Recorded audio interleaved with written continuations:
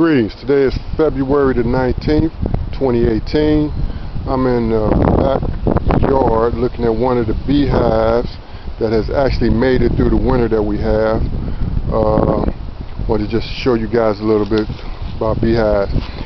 If you take a look at that hive right there, let me walk in and just show you some of the bees that are coming in. It's 2018 February the 19th. They made it through the winter. We had some really rough, cold days, but these bees have actually survived in their hive. Now what I'm trying to do is get in close enough to where you can see on the backs of some of those bees. They'll be coming in and you will possibly see where they're coming in with pollen on their sacks, on the back of their legs. Some of these bees, if you can see them real good, I'm coming as close as I can right here. You see some of them landing on the back of their legs. You see the pollen sacs because it's February the 19th, but there's some pollen starting out there from some kind of plants.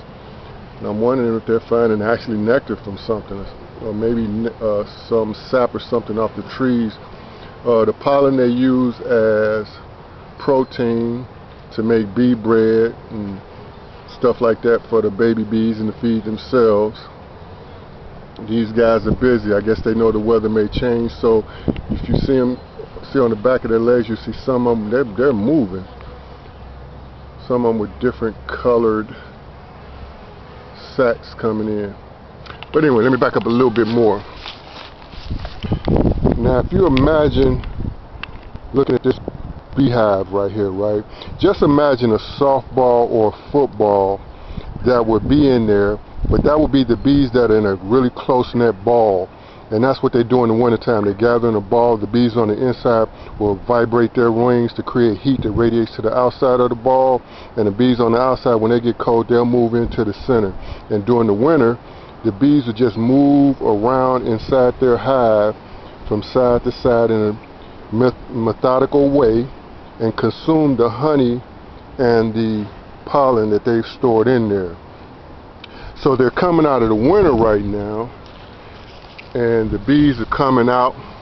Some of them may just be coming out to take a poop, because bees don't poop in their hive. They come out, takes what you call cleansing fights, take a poop, and then come back in. The queen's in there, and as I see them coming in with the pollen on their legs right now, I can imagine they're grabbing and bringing in pollen right now, because the queen is maybe in another month or so, she's about to start laying some eggs real heavy to start bolstering the nest.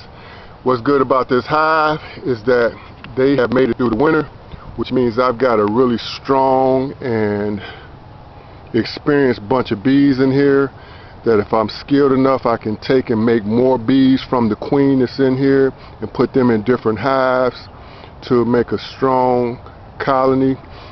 The thing about these bees right here though, they are rough. You get too close to them, these guys are kind of mean. Some hives you can just put your hand all in front of them, they won't bother you. This hive right here, you piss them off, they'll let you know you're in the wrong neighborhood. I think some of these bees went up to Chicago and came back. No, I'm just kidding. You all have a great day, and looking forward to 2018. In 2018, walking around here. In 2018, there should be a lot of urban farming going on. As a part of a disaster team, I wanted to have a disaster team that was connected to a large urban farming project so that there'll be immediate resources for a community. But we'll get back with that. In the meantime, you can check out our website, CECERT5.com, CECERT5.com.